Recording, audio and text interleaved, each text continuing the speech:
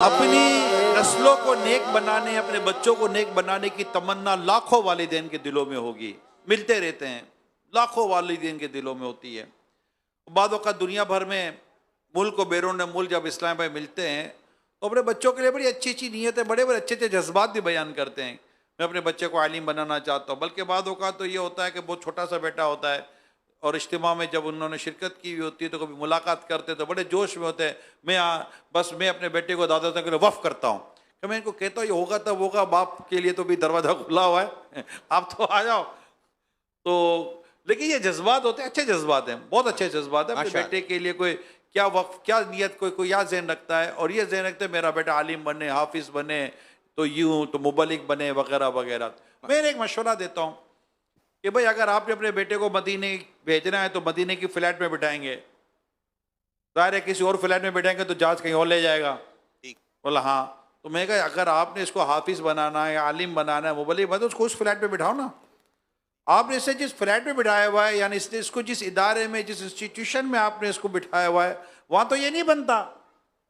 अगर दावत इस्लामी के ज़रिए से आलिम बनाना चाहते हैं, हाफिज़ बनाना चाहते हैं, मुबलिग बनाना चाहते हैं, माशाल्लाह इसकी इस तरह तरबियत चाहते हैं, तो दावत इस्लामी के इदारे मौजूद है ना। और इन्हें अपने साथ इज्तिमा में लेकर आएँ, इनको अपने साथ आप मदनी काफिलों में जिन जिन उम्रों में हमें इजाज़त दी हुए लेके जाएँ और अपने साथ बिठाएँ। अमीर रसूल यही फरमाते हैं। आज यौम दावत इस्लामी पर मैं तमाम मुबल्लिगीन को दरख्वास्त करता हूँ और इनके घर की इस्लामी बहनों को भी दरख्वास्त करता हूँ कि इस पर अमल करें कि जब आप दावत इस्लामी के इज्तिमात में आएँ, अपने समझदार बच्चे, जैसे ये जो बच्चे ना, ये माशाल्लाह ऐसे हैं कि अगर आप माहौल में होते हैं, मदरसतुल मदीना में होते हैं तो ये बैठ जाते हैं। एक होगा तो एक बैठ जाएगा, अगर दो चार होंगे तो फिर ना ये बैठेंगे ना आपको बैठने देंगे। एक वहाँ बैठा है, एक वहाँ बैठा है, वहाँ बैठा है। अब ये 4 5 7 बैठे हुए, मगर इनके साथ सैयद आबिद शाह साहब भी बैठे हुए ना, वो हर एक के पास तो नहीं ना बैठे। क्या बैठ रहे, क्या बोल रहे? मदीने की फ्लाइट पे बैठूंगा। मदीने की फ्लाइट में बैठूंगा। मदीने की फ्लाइट में बैठेंगे इंशाअल्लाह, सारे मदीने जाएंगे इंशाअल्लाह। दावत इस्लामी से क्या सीखा भाई आपने, इतने से हैं, क्या सीखा है? दावत इस्लामी से ये सीखा कि घर की बातें बाहर नहीं करके। हाँ, घर के देखो बाबू पूछना नहीं कान में, बताया गया नहीं बच्चा। भाई आपने क्या सीखा है? मैंने दावत इस्लामी से ये सीखा कि भाई भाई लड़ते नहीं है। भाई भाई लड़ते नहीं है। भाई भाई लड़ते नहीं है। हाँ, ये सुन लो मुबल्लिगो, आपने भी ये पैगाम आम करना है और जिन जो भाई भाई लड़ रहे होते हैं उनको जाकर समझाना है कि नहीं लड़ा करो। आपने? मैंने दावत इस्लामी से ये सीखा कि ना अपने अम्मू अब्बू की बात माने। माशाल्लाह, अम्मी अबू की बात माने। मैंने दावत इस्लामी से ये सीखा अम्मी अब्बू के हाथ पांव छूने चाहिए। सुभान अल्लाह, माशाल्लाह।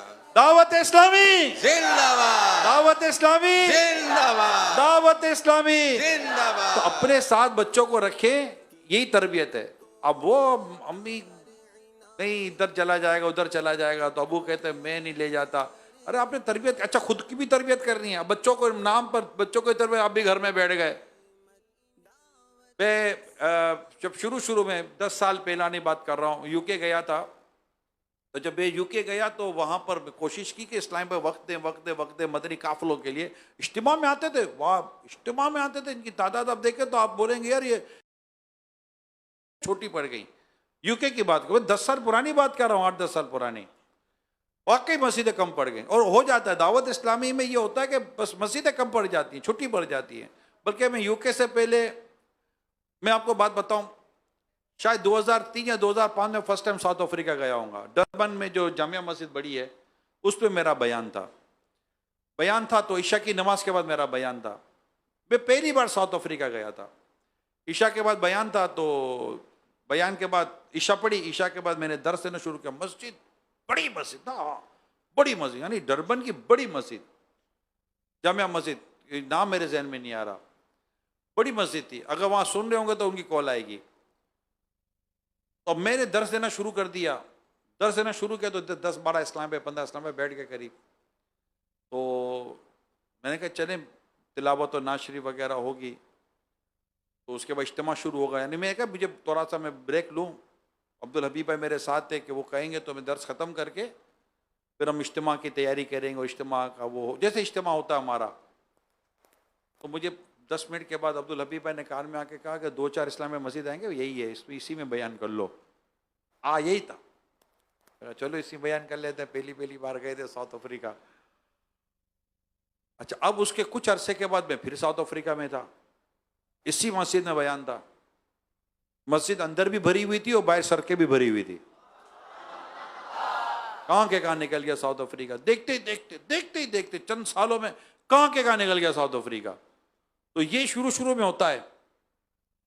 तो चले ये इज्तिमा, तो मैं कि दावत इस्लामी मस्जिदें भर देती है अल्हम्दुलिल्लाह। मसाजिद छोटी पड़ती हैं, कई ऐसे मुल्क हैं जिनमें इतनी बड़ी मस्जिद ही नहीं है जिसमें दावत इस्लामी इज्तिमा कर सके, जहां में इजाजतें होती हैं, उनकी मैं बात कर रहा हूं।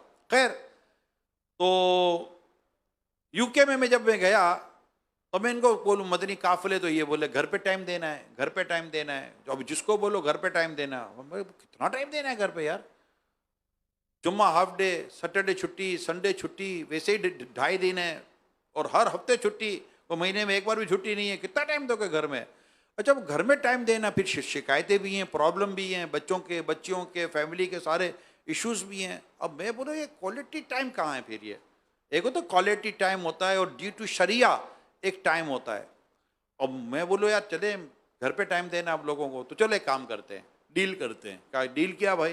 डील ये है कि पहले दावत इस्लामी से सीख लो घर पे टाइम देना कैसे।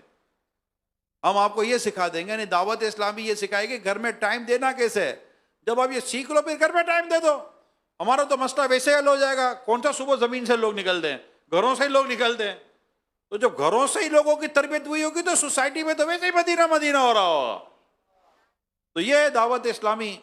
और अल्हम्दुलिल्लाह अपने बच्चों को दावत इस्लामी के साथ वाबस्ता रखें, दावत इस्लामी के इज्तिमा में लेकर आएँ। जिनकी उम्रें हैं जो मस्जिद में लाए जा सकते, इज्तिमा में लाए जा सकते हैं, और मदनी काफिलों में सफ़र की तरकीब बने, तो इंशाअल्लाह हमारा घर सुन्नतों का गहवारा भी होगा और घर में अमन भी होगा।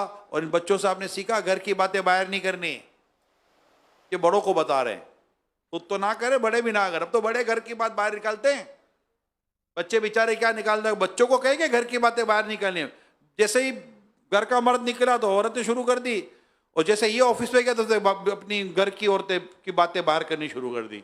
ये अजीब हाल है हमारा। सल्लु अलल हबीब सल्लल्लाहु तआला अला मुहम्मद।